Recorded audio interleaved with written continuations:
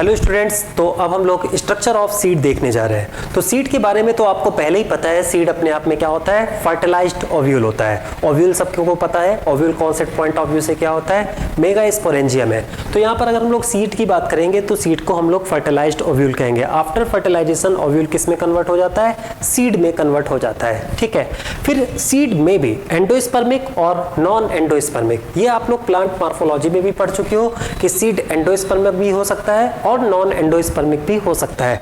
Endospermic seed को हम लोग कौन सा सीड कहते हैं, तो एंडोस्पर्मिक सीड को हम लोग एल्बुमिनस सीड कह सकते हैं और नॉन एंडोस्पर्मिक सीड को हम लोग नॉन एल्बुमिनस सीड कह सकते हैं। आपको पता है, ये हमने आपको एम्ब्रियोनिक डेवलपमेंट के टाइम पे भी बताया था। आप देखते हो कि जो डाइकॉट सीड होता है, तो डाइकॉट सीड में जब एम्ब्रियो मैच्योर हो जाता है तब तक पूरा एंडोस्पर्म डेवलपिंग एम्ब्रियो क्या कर चुका होता है, कंज्यूम कर चुका होता है। ठीक है, तो उस तरह के सीड को हम लोग क्या बोलते हैं, non endospermic seed. Non endospermic seed का मतलब ऐसा सीड जिसकी मैच्योरिटी में एंडोस्पर्म मौजूद ना हो।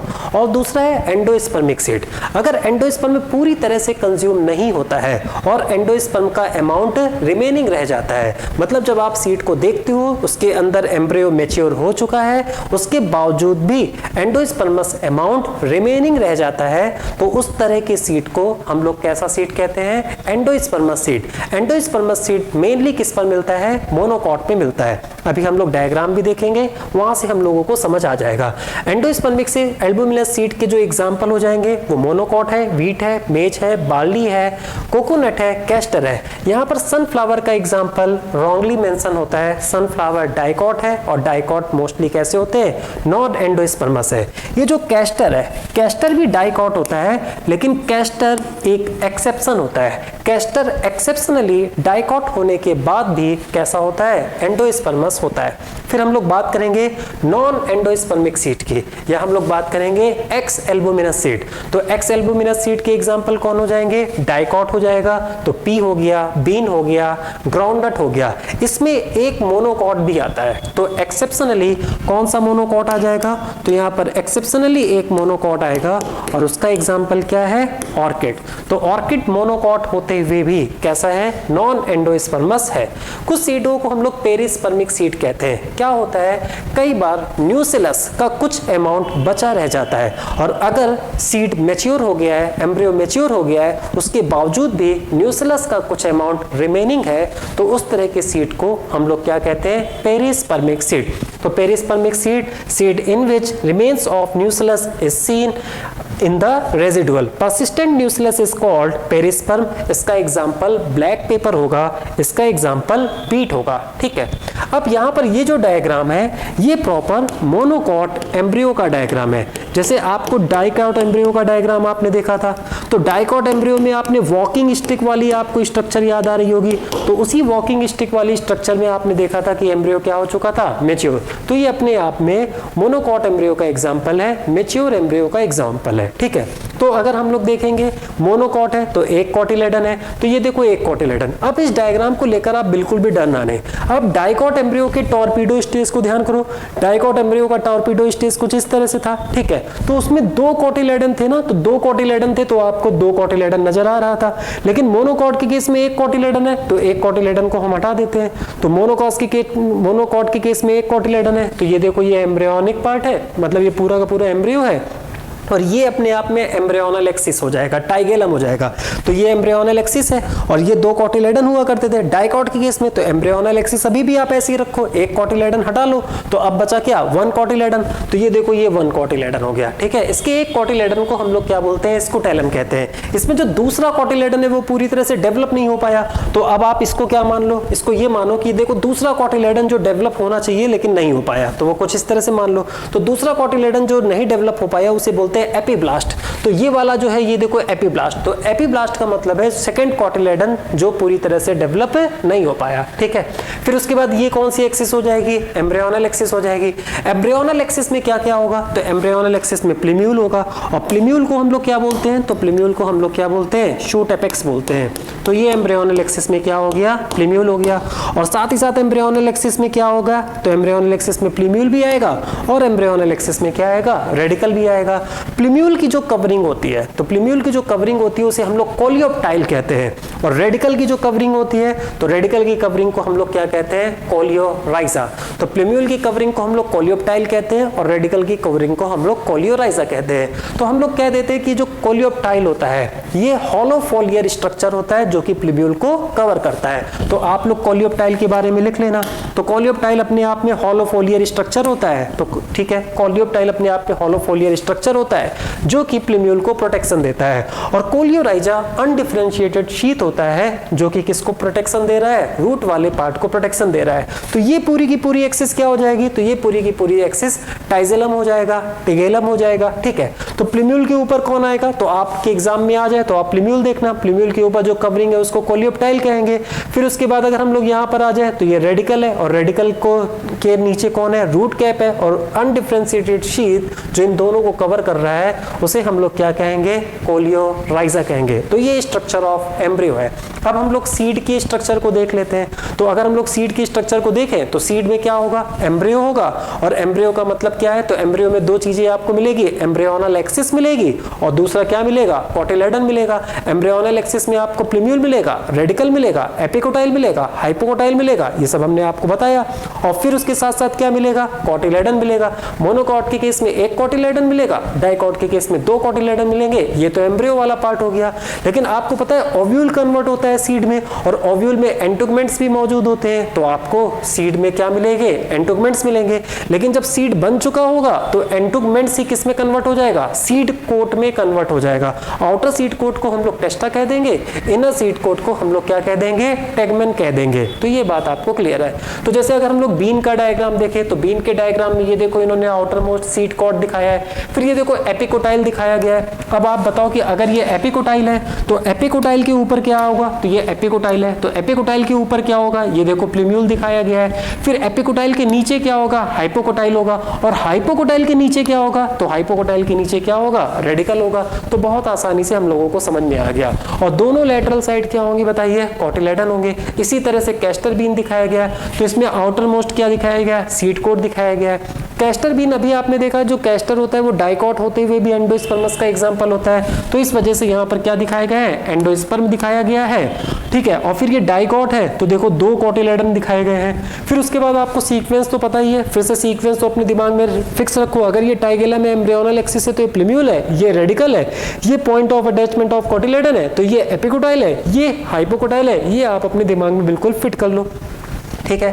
फिर उसके बाद कॉर्न का डायग्राम दिखाया गया है, कॉर्न के सीड का डायग्राम दिखाया गया है। ये बहुत ज्यादा एग्जाम में पूछा गया है। अब कॉर्न है इसका मतलब मोनोकॉट है, इसका मतलब एंडोस्पर्मस है, तो इसका ये वाला पार्ट क्या हो गया, तो ये वाला पार्ट एम्ब्रियोनल हो गया और ये वाला पार्ट एंडोस्पर्मस हो गया। अगर इस वाले डायग्राम को हम थोड़ा सा और इनलार्ज करके बना दें तो ये कुछ इस तरह का डायग्राम आपकी एनसीईआरटी में बना रहता है, ठीक है।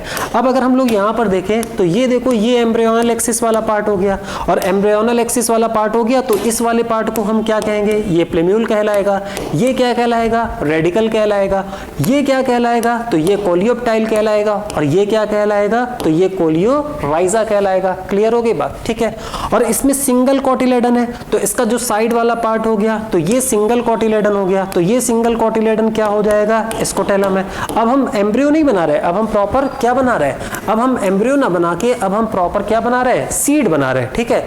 और सीड बना रहे हैं, इसको हम लोग सीड भी कह सकते हैं या ऑब्लिक कह के फ्रूट भी कह सकते हैं। अभी ये बात हम लोग क्लियर करेंगे कि इसे हम सीड के साथ साथ फ्रूट क्यों कह रहे हैं। अब देखो, अब इसके ऊपर ये वाला पार्ट क्या हो गया, ये वाली लाइन है, तो ये वाली जो लाइन है इसे हम लोग सीड कोट भी कह सकते हैं, इसे हम लोग सीड कोट भी कह सकते हैं, और ऑब्लिक करके इसे हमने क्या लिख दिया, पेरिकार्प भी लिख दिया।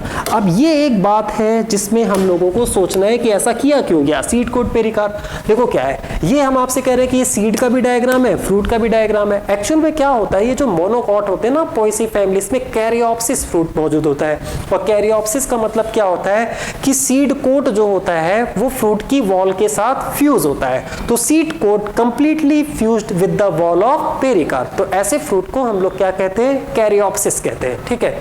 तो ये एक्चुअल में क्या है, यहाँ पर सीड कोट और फ्रूट की वॉल दोनों फ्यूज होते हैं, ठीक है। तो इस वजह से आप सीड को फ्रूट से अलग नहीं कर सकते हो। तो ये जो आउटर वॉल है आप इसको सीड कोट भी कह सकते हो, पेरिकार्प भी कह सकते हो, आप इसको सीड का भी डायग्राम कह सकते हो, आप इसको फ्रूट का भी डायग्राम कह सकते हो।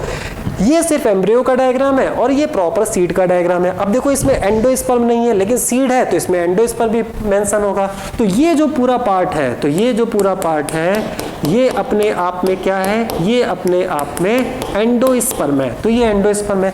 अब ये जो एंडोस्पर्म की आउटर बाउंड्री होती है, तो एंडोस्पर्म की जो आउटर बाउंड्री होती है, तो ये जो पिंक कलर से एंडोस्पर्म की आउटर बाउंड्री हमने बनाई, ठीक है। तो ये जो एंडोस्पर्म की आउटर बाउंड्री होती है ये प्रोटीन रिच होती है, इसमें एल्यूरोप्लास्ट होते हैं और प्रोटीन रिच होने की वजह से इस लेयर को बोलते हैं एल्यूरोन लेयर या इस लेयर को बोलते हैं प्रोटीनियस लेयर। तो ये अपने आप में जो हमने पिंक से किया है ये एल्यूरोन लेयर है या फिर इसको क्या कहते हैं, प्रोटीनियस लेयर। और आपको पता है ये एल्यूरोन लेयर, अगर इसके नाम को हम यहाँ पर लिख दें, है ना, तो आप ध्यान रखना ये एल्यूरोन लेयर, ठीक है। और एल्यूरोन लेयर कैसी होती है, तो एल्यूरोन लेयर प्रोटीनियस होती है। और आपको कैसे पता लगेगा, एल्यूरोन में एल्यूरोप्लास्ट है और एल्यूरोप्लास्ट का मतलब क्या होता है, प्रोटीन होता है। क्लियर होगी बात, ठीक है। अब बहुत ज्यादा एग्जाम में पूछा गया है एल्यूरोन की प्लॉइडी क्या होगी, तो अब आप बताओ खुद से, कॉमन सेंस का इस्तेमाल करो। एल्यूरोन जो है वो क्या है, तो एल्यूरोन जो है वो एंडोस्पर्म का पार्ट है। तो अगर एल्यूरोन एंडोस्पर्म का पार्ट है तो जो एल्यूरोन है उसकी प्लॉइडी क्या होगी, तो एल्यूरोन की प्लॉइडी 3n होगी, ठीक है। अब इस पूरी स्ट्रक्चर को हम लोग क्या कह सकते हैं, सीड कह सकते हैं। तो अब ये देखो इसी को हमने डिटेल में बना दिया, तो ये आप लोगों को समझ में आ गया होगा, ठीक है।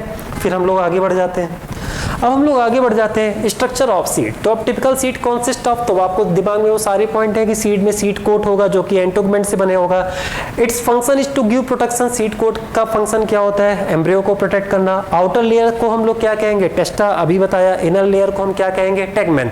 आपने देखा था ओव्यूल में माइक्रोपाइल होता है और वही जो माइक्रोपाइल वाला पोर है वो अब एक्चुअल में सीड पोर बन जाएगा। और सीड पोर से होते हुए क्या होगा, ऑक्सीजन वगैरह की क्या होगी, सप्लाई होगी और वाटर की सप्लाई होगी। आपको तो ना आगे चलकर सीड को जर्मिनेट करना है, नया प्लांट एराइज होना है। तो अगर सीड को जर्मिनेट करना है, नया प्लांट एराइज होना है, तो इसका मतलब है कि उसमें ऑक्सीजन की सप्लाई चाहिए, वाटर की सप्लाई चाहिए। तो this facilitate entry of oxygen and water into the seed during germination, ठीक है। फिर अगर हम लोग एंडोस्पर्म की बात करेंगे तो एंडोस्पर्म प्रेजेंट हो सकता है, एब्सेंट हो सकता है। अभी आपने देखा एम्ब्रियो की बात करेंगे तो it gives rise to the mature plant. Embryo ही आगे चलकर क्या बनाता है, प्लांट बनाता है और जनरेशन की कंटिन्यूटी को क्या करता है, मेंटेन करता है। तो ये तो बड़ी आसान सी बात है। अब हम लोग बात करेंगे सीड के डॉर्मेंसी की। आपको पता है हम लोग सीड को स्टोर कर सकते हैं। सीड को स्टोर क्यों कर पा रहे हैं, इसका मतलब है कि अगर हम सीड को स्टोर कर पा रहे हैं तो लंबे समय तक के लिए उसके अंदर मौजूद जो एम्ब्रियो है वो क्या कर पा रहा है, सर्वाइव कर पा रहा है। और लंबे समय तक मौजूद एम्ब्रियो कैसे सर्वाइव कर पाएगा, जब वो अपनी एक्टिविटी को स्लो कर पाएगा। तो उसका जो इनएक्टिविटी स्टेट होता है तो उसकी उसी इनएक्टिविटी स्टेट को, इनएक्टिव स्टेट को हम लोग डॉर्मेंट स्टेज कहते हैं या डॉर्मेंसी कहते हैं। और उस समय सीड क्या करता है, अपने वाटर कंटेंट को बहुत कम कर लेता है। और आपको पता है कि जब सीड मैच्योर होता है, उसका एम्ब्रियो मैच्योर हो जाता है, तो उसके अंदर सिर्फ 10 to 15% वाटर रह जाता है। और 10 to 15% वाटर है मतलब वाटर बहुत कम है। और इतने कम वाटर में मतलब डिहाइड्रेशन हो गया है, तो फिर उसकी मेटाबॉलिक एक्टिविटी स्लो हो जाएंगी और उस पीरियड और वो क्या हो जाएगा, डॉर्मेंट हो जाएगा। और बिफोर सीडलिंग, सीड के जर्मिनेशन से पहले जब तक वो डॉर्मेंट रहेगा तो उस पीरियड को हम लोग डॉर्मेंसी पीरियड कह सकते हैं। ये जो डॉर्मेंसी पीरियड है ये कुछ सालों से लेकर, कुछ दिनों से लेकर कई हजार सालों तक हो सकता है। बहुत इंटरेस्टिंग बात है कि सीड बहुत लंबे समय तक कैसा रहता है, वायबल रहता है। क्लियर होगी बात, ठीक है। तो dormancy it is a state of inactivity of embryo when the seed is not able to generate. Moisture content seed का डिक्रीज होकर कितना हो जाता है, 10 to 15%। जर्मिनेशन, तो जर्मिनेशन का मतलब है कि वो मॉइस्चर को, ऑक्सीजन को एब्जॉर्ब करेगा और नए प्लांट को एराइज करेगा। Ability of a seed to produce seedling, seedling का मतलब है न्यू प्लांट्स का अराइज होना। In presence of favourable environmental condition like adequate moisture, oxygen and suitable temperature. Advantages of seed to angiosperm, कहते हैं angiosperm में seed का advantages क्या है। अब देखो क्या क्या फायदे हैं। सबसे पहली बात सीड के पास एंटोगमेंट्स है, सीड कोट है, जिसकी वजह से एम्ब्रियो को क्या मिल रहा है, प्रोटेक्शन मिल रहा है, ठीक है। दूसरी बात, सीड के अंदर जो एम्ब्रियो है वह डॉर्मेंट स्टेज में चला जाता है। इसका मतलब है कि अगर हम लोग देखें तो इसकी डॉर्मेंसी के बारे में आप जरूर सोचना, ठीक है। और इसकी डॉर्मेंसी के बारे में आप क्या सोचोगे, तो इसकी डॉर्मेंसी के बारे में आप सोचना कि वो रेस्टिंग पीरियड में गया। और अगर वो रेस्टिंग पीरियड में गया, इसका मतलब मतलब है मीन्स फॉर पेरिनेशन, इसका मतलब है इकोलॉजी पॉइंट ऑफ व्यू से कौन सा adaptation, ecology point of view से सस्पेंड एडेप्टेशन, ठीक है। अब अगर हम लोग बात करें advantages of seed to angiosperm, ठीक है, तो अभी हमने आपको बताया। अब दूसरा, आपकी एनसीईआरटी में एक लाइन लिखी हुई है seed formation is more dependable, ठीक है, तो इस बात को समझ लो, seed formation is more dependable.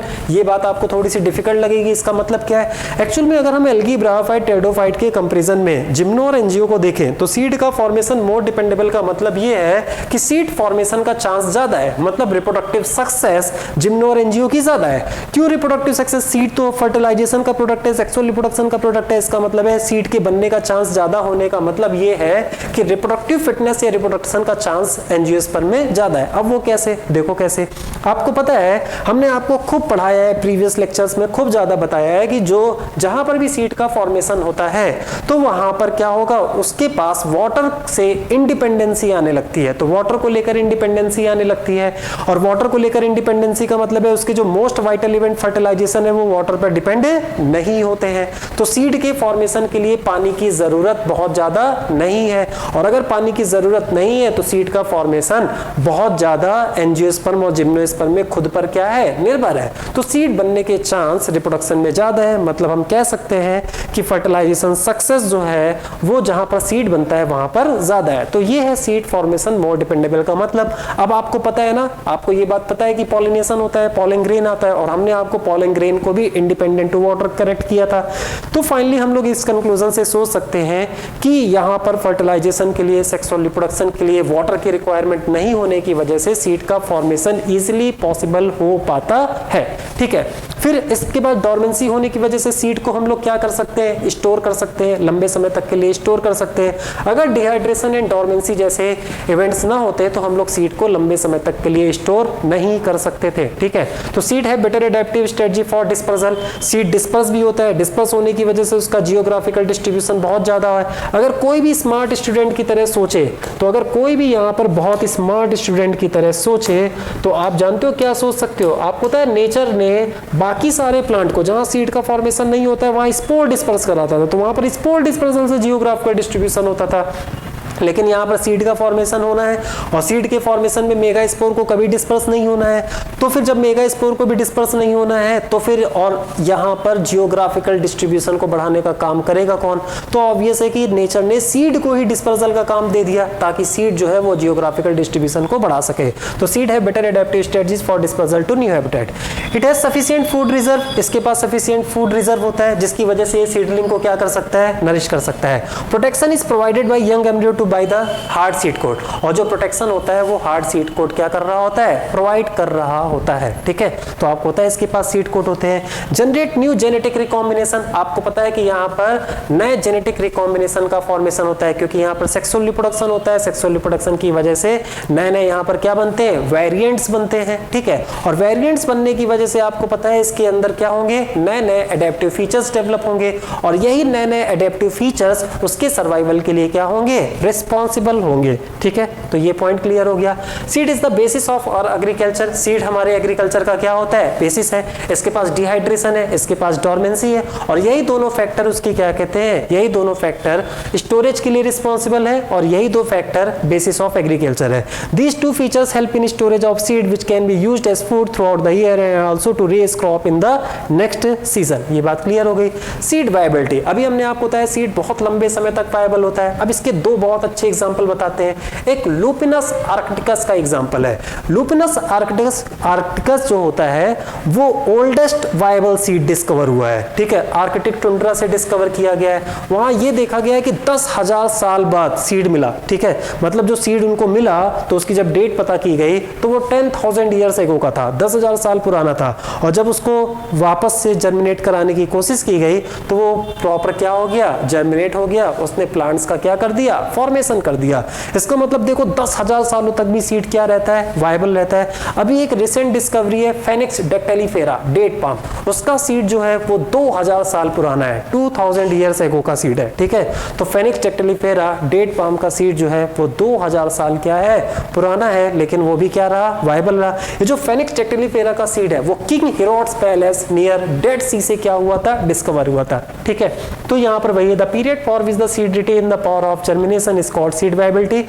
There are examples where seed lose viability within few months में, जैसे कि oxalis में कुछ ही महीनों में सीड की वायबिलिटी खत्म हो जाती है. Seeds of a large number of species live for several years.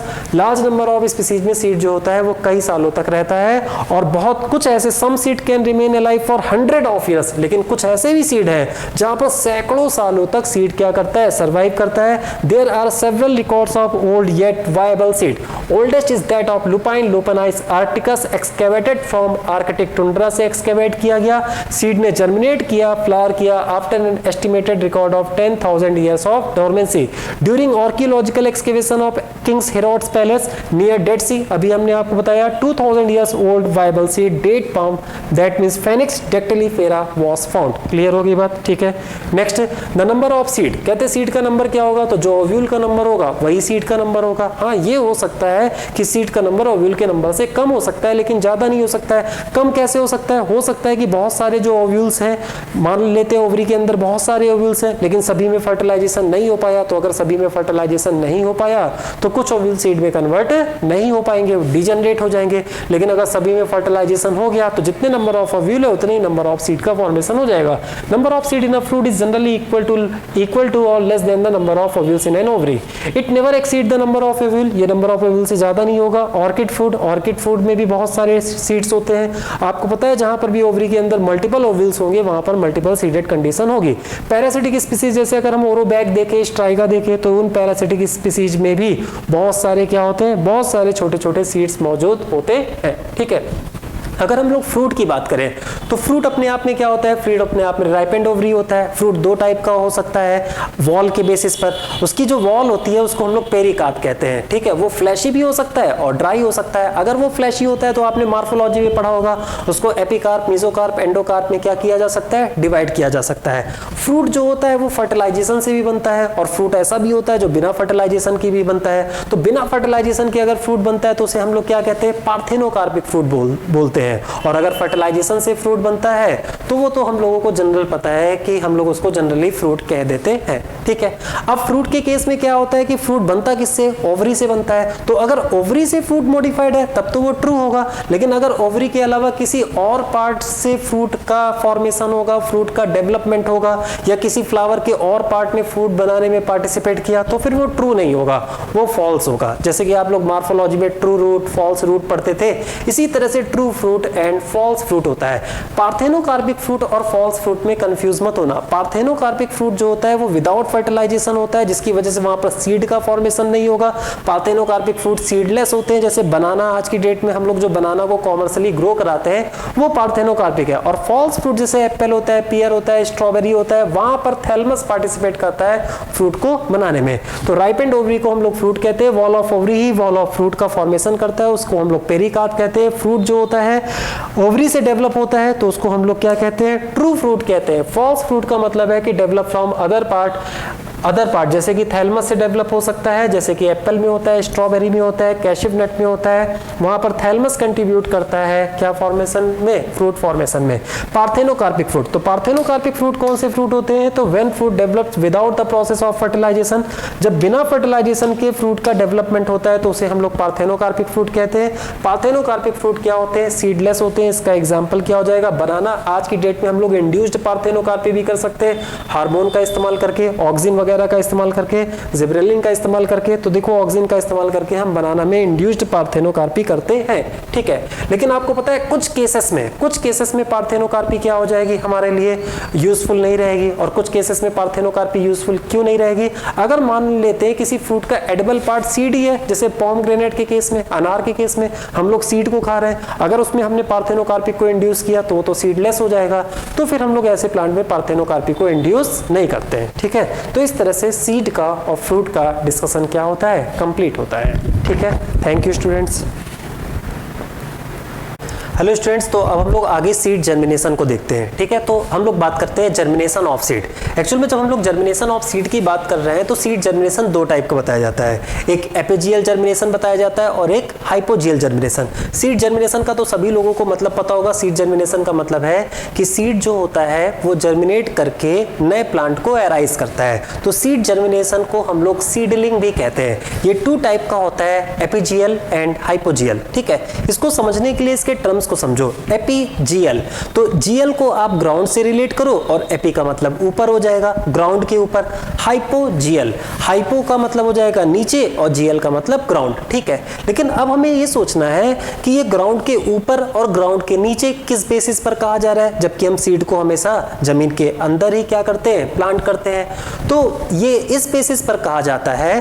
दरअसल जब सीडलिंग होती है, सीड का जर्मिनेशन होता है, तो जो कॉटिलेडन्स होते हैं, तो कॉटिलेडन्स जो होते हैं वो जमीन के बाहर भी आ सकते हैं और वो जमीन के अंदर भी रह सकते हैं। अगर कॉटिलेडन सीडलिंग के टाइम पर जमीन के बाहर आ गया तो इस तरह के जर्मिनेशन को हम लोग कहते हैं एपिजियल जर्मिनेशन।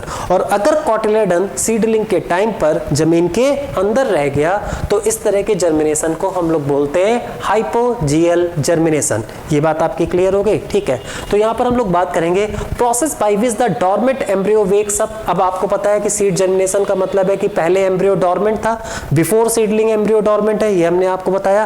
और जैसे ही सीड जर्मिनेट करेगा तो इसका मतलब है कि उसका जो डॉर्मेंट एम्ब्रियो है वो एक्टिव हो गया, becomes active and begins to grow, और ग्रो करने लगा। It's known as germination of seed. Embryo of seed grows into sporophytic plant. अब आपको पता है एंजियोस्पर्म का मेन प्लांट कैसा है, स्पोरोफिटिक प्लांट है। तो एम्ब्रियो किस में ग्रो कर जाएगा, स्पोरोफिटिक पार्ट में। रेडिकल किसका फॉर्मेशन करेगा, रूट का फॉर्मेशन करेगा। प्लीम्यूल किसका फॉर्मेशन करेगा, स्टेम का फॉर्मेशन करेगा। और साथ ही साथ कॉटिलेडन धीरे धीरे क्या होने लगते हैं, डीजनरेट हो जाते हैं। आपको हमने बताया था ना, एंडोस्पर्म का काम क्या होता है, डेवलपिंग एम्ब्रियो को नरिश करना, और जबकि कॉटिलेडन का काम क्या होता है, सीडलिंग के टाइम पर सीडलिंग को क्या करना, नरिश करना।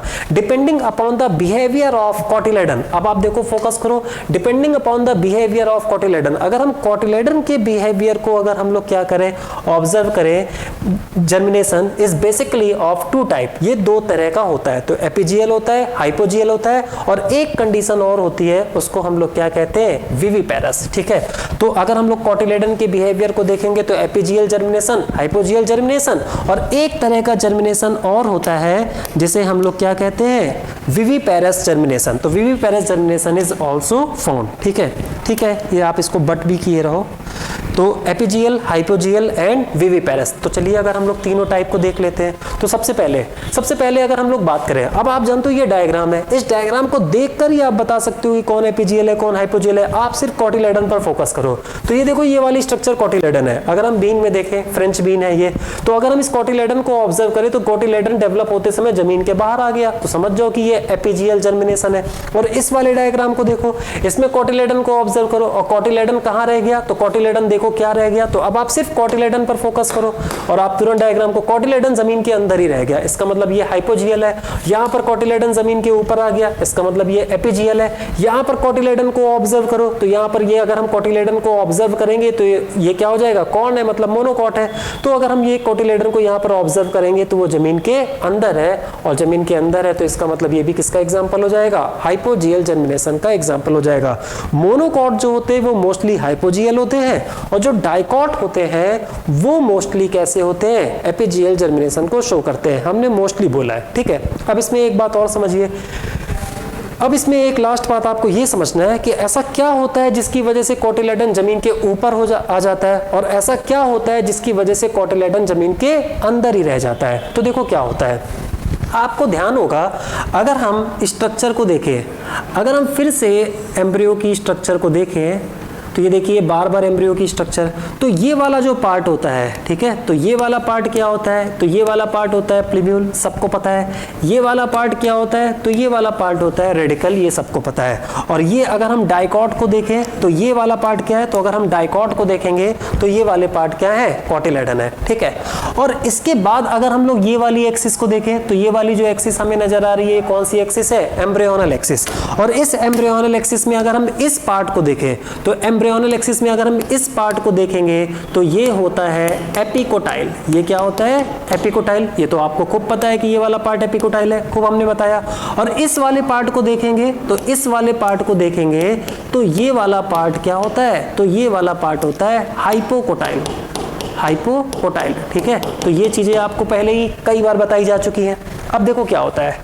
तो जब क्या होता है, दरअसल एपिकोटाइल एंड हाइपोकोटाइल की ग्रोथ की वजह से ही कोटिलेडन या तो जमीन के बाहर जा सकता है या जमीन के अंदर रह जाता है। अगर एपिकोटाइल पहले डेवलप होता है, ठीक है, जब सीड का जर्मिनेशन होता है, अगर एपिकोटाइल पहले डेवलप होगा तो एपिकोटाइल तेजी से डेवलप होता है तो कोटिलेडन जमीन के अंदर रह जाता है, ठीक है। और अगर ये हाइपोकोटाइल वाला पार्ट पहले डेवलप होगा तो अगर हाइपोकोटाइल पहले से डेवलप होगा तो ये कोटिलेडन वाला पार्ट क्या आ जाता है? जमीन के ऊपर आ जाता है। आप इसको एक्शन रिएक्शन से कुछ ध्यान रख सकते हो। देखो एपिकोटाइल कोटिलेडनरी एक्सिस के ऊपर है, तो एपिकोटाइल अगर पहले ग्रो करे तो कोटिलेडन को जमीन के अंदर ले जाना, और अगर हाइपोकोटाइल पहले ग्रो करे तो फिर कोटिलेडन को जमीन के ऊपर ले जाना, ठीक है। तो अब हमको ये समझ में आ गया कोटिलेडन जमीन के ऊपर और जमीन के अंदर किस वजह से जाता है। कोटिलेडन जमीन के ऊपर निकल आया, तो ऊपर कब निकल आया? इफ हाइपोकोटाइल ग्रोस फर्स्ट, और कोटिलेडन जमीन के अंदर रह गया इफ एपिकोटाइल ग्रोस फर्स्ट। तो ये बात क्लियर हो गई, ठीक है। तो अब हम लोगों के एपीजीएल और हाइपोजीएल जर्मिनेशन के सारे पॉइंट क्लियर हो गए। हियर ड्यू टू एपीजीएल, सोचो एपीजीएल ग्राउंड के ऊपर, कौन ग्राउंड के ऊपर आएगा? कोटिलेडन। अगर कोटिलेडन ग्राउंड के ऊपर आएगा तो कौन पहले डेवलप करेगा? तो हाइपोकोटाइल। आप सीधे बस इतना लिख सकते हो, हाइपोकोटाइल ग्रोस फर्स्ट। पहले कौन डेवलप हो जाएगा? हाइपोकोटाइल, ठीक है। तो हाइपोकोटाइल की इलॉन्गेशन की वजह से cotyledons pushed out of the soil, this is called epigeal germination. अब आपको इसके लिए कुछ एग्जांपल याद रखने, जैसे कॉटन का ध्यान रख लेना, कैस्टर का ध्यान रख लेना, टैमरिंड का ध्यान रख लेना, फ्रेंच बीन का ध्यान रख लेना, और बाकी जब आपको एमसीक्यूज मिलेंगे तो फिर आपको धीरे धीरे याद हो जाएंगे, ठीक है। तो कॉटन होता है, पपाया होता है, कैस्टर होता है, अनियन होता है, कुकुरबिट होता है, टैमरिंड होता है, फ्रेंच बीन होता है और मस्टर्ड होता है। क्लियर होगी बात, ठीक है। इन सम केसेस, अब ये जो बात है ये कोई बहुत इंपॉर्टेंट बात नहीं है, तो आप इसको पढ़ लो और पढ़ने के बाद आप इसके एग्जाम्पल्स वगैरह याद करने की जरूरत नहीं है। तो ये कोई बहुत इंपॉर्टेंट पॉइंट नहीं है, बस आप इसको पढ़ लो। कुछ केसेस में क्या होता है कि जो कोटिलेडन एपीजीएल जर्मिनेशन में कोटिलेडन जमीन के बाहर आया तो कोटिलेडन ग्रीन होता है, और ग्रीन होने की वजह से वो लीफ जैसा बिहेव करता है, मतलब वो फोटोसिंथेटिक फंक्शन परफॉर्म करेगा, ठीक है। और कब तक वो फोटोसिंथेटिक फंक्शन परफॉर्म करेगा? जब तक कि क्या नहीं हो सकता? जब तक कि प्लूम्यूल डेवलप होकर नई नई पत्तियां ना बना दे और वो क्या ना हो जाए? फोटोसिंथेटिक ना हो जाए। तो in some cases above the ground cotyledon becomes green leaf like cotyledonary leaves and perform photosynthesis function till the seedling assumes independency. Seedling का मतलब है जो नया प्लांटलेट जब बन रहा है, जब तक वो फोटोसिंथेसिस रीस्टार्ट ना कर दे तब तक कभी कभी क्या हो सकता है? एपीजीएल के केस में जमीन के ऊपर कोटिलेडन आ गया, उसको सनलाइट मिलने लगी तो वो ग्रीन होकर फोटोसिंथेसिस करने लगता है। इसके एग्जांपल याद करने की जरूरत नहीं है, बस आपने एपीजीएल के example. In other plants cotyledon doesn't assume leaf like shape, लेकिन ये जरूरी नहीं है कि ऊपर आने के बाद वो लीफ लाइक शेप को एक्वायर करे। ऊपर आने के बाद कुछ समय के बाद कोटिलेडन क्या हो जाता है? गिर जाता है। तो ये उसके एग्जांपल लिखे हुए हैं, इसको भी एग्जांपल याद करने की जरूरत नहीं है। तो एपीजीएल जर्मिनेशन में 3 पॉइंट हो गए।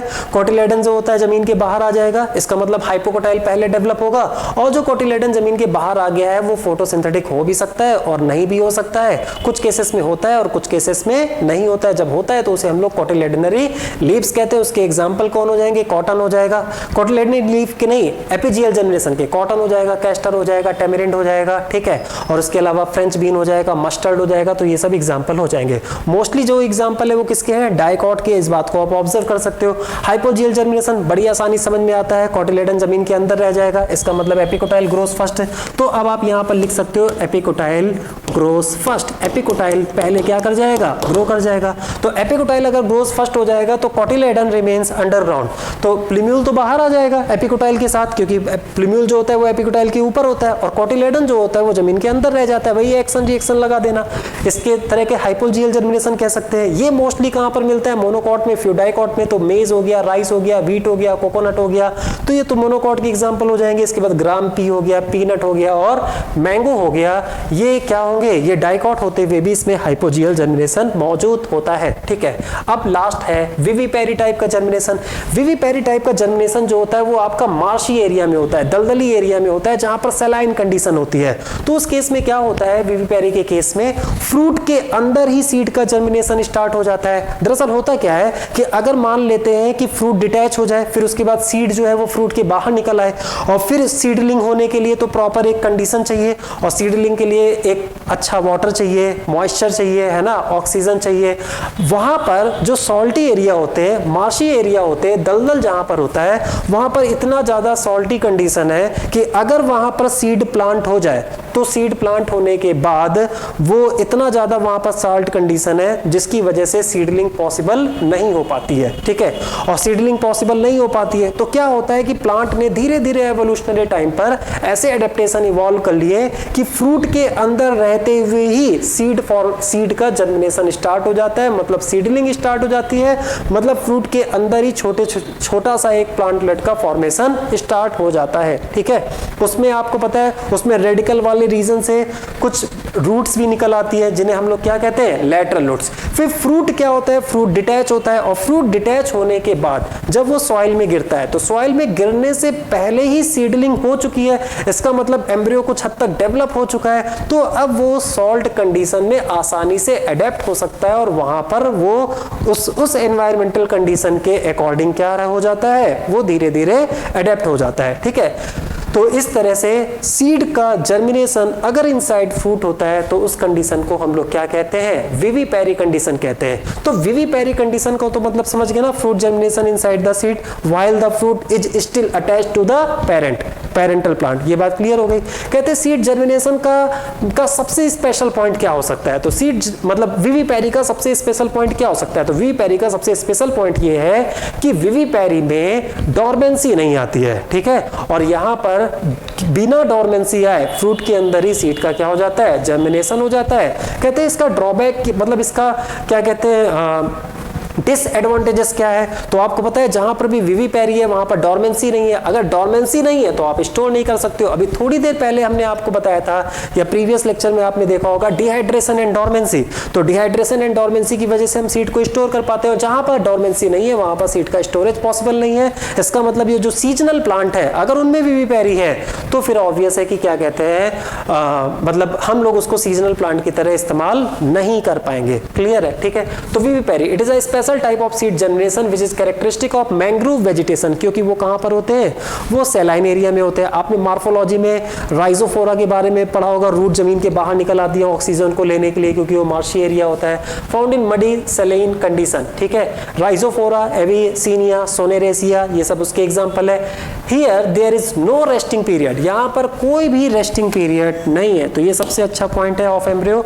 And germination occur inside the fruit while it's attached to the parent plant, that means in situ germination. और ये इन सीटू जर्मिनेशन किसकी बात कर रहे हैं, इन सीटू सीड जर्मिनेशन। ठीक है, the seedling is separated in the mud. Seedling का मतलब है कि सीड जर्मिनेशन स्टार्ट हो गया है, तो यहां पर सीड नहीं सेपरेट होगा। कौन सेपरेट होगा, सीडलिंग फ्रूट से सेपरेट होगा मड में with the help of lateral root. और सीडलिंग मतलब जो फ्रूट के अंदर सीडलिंग हुई है ना, तो वहां पर रेडिकल से कुछ लैटरल रूट्स ऑलरेडी अराइज हो चुके हैं। तो अगर रूट्स ऑलरेडी अराइज हो चुके हैं तो अब रूट्स की मदद से वो मड कंडीशन में अपने आप को क्या कर ले जाएगा, होल्ड कर ले जाएगा।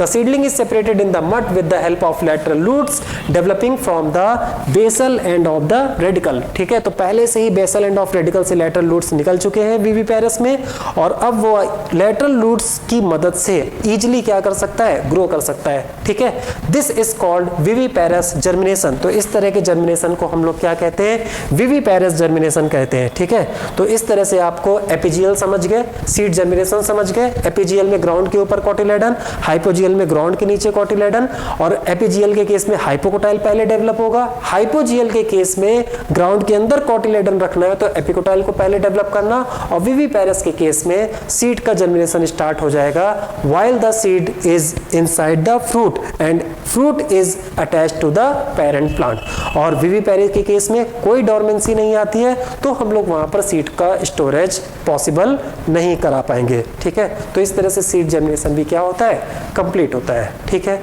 Thank you students.